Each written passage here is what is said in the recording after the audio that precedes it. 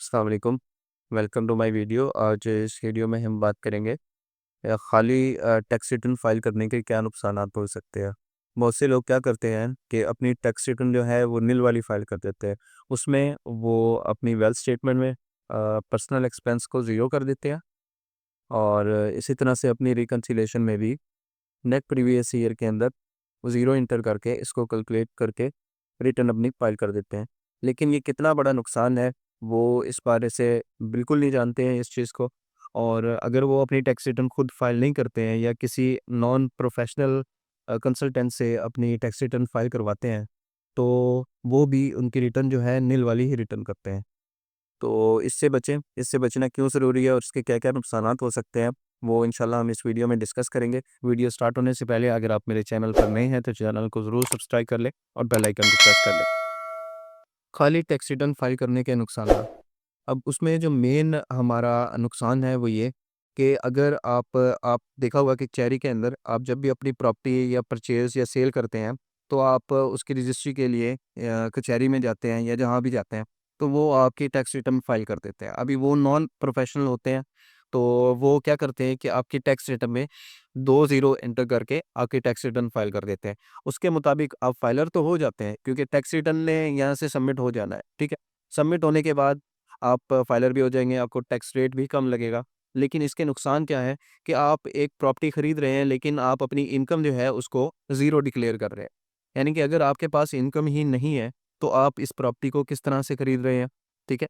तो एफबीआर हमसे पूछ सकता है कि आपने अपनी टैक्स रिटर्न में नील वाली टैक्स रिटर्न क्यों फ़ाइल की है? और इसी तरह से अगर एफबीआर आपके तमाम बैंक की डिटेल उनके पास मौजूद है, ठीक है? अब वो उनके पास एक्सेस है कि वो किसी भी टाइम आपके बैंक को देख सकते हैं। अगर आपका बैंक यूज़ होता है तो आपने उसकी जो डिटेल है अपनी टैक्स रिटर्न में क्यों ज़ाहिर नहीं की है?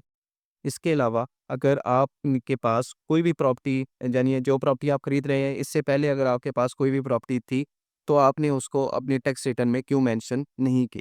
और आप अगर कोई बिज़नेस करते हैं तो उसकी भी डिटेल आपने अपने टैक्स रिटर्न में फ़ाइल क्यों नहीं की?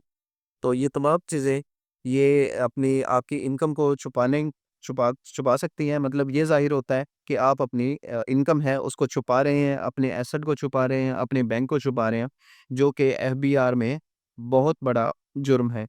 तो इसमें जितनी भी आप इनकम छुपाएँगे यानी कि 10 लाख, 12 लाख या आपके एसेट 20 लाख, 30 लाख के बनते हैं, तो उसके मुताबिक ही आपको टैक्स पे करना पड़ सकता है। उसमें क्या होगा आप अपनी टैक्स रिटर्न फाइल कर देंगे, फाइल होने के बाद जब भी एफबीआर इसको चेक करेगा, वो आपको एक नोटिस भेज देगा कि आपने अपनी टैक्स रिटर्न नील वाली फाइल की है, लेकिन आपके पास ये एसेट मौजूद है।